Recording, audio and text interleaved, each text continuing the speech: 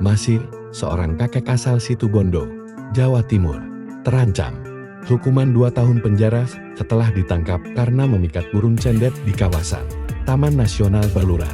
Kejaksaan Negeri Situbondo menjerat Masir dengan pasal 40 Bita ayat 2, huruf B Undang-Undang Nomor 32 Tahun 2024 tentang konservasi sumber daya hayati dan ekosistem.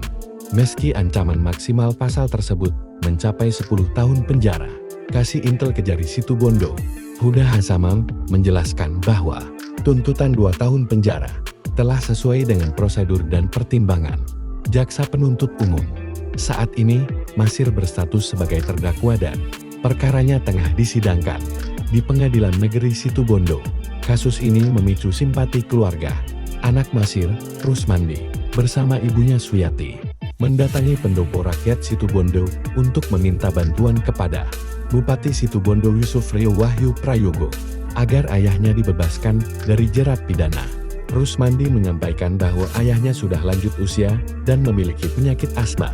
Ia juga menjelaskan bahwa Masir sehari-hari bekerja sebagai pencari madu dan mencari rumput untuk pakan ternak, sementara aktivitas menangkap burung di kawasan Taman Nasional bukanlah pekerjaan rutinnya.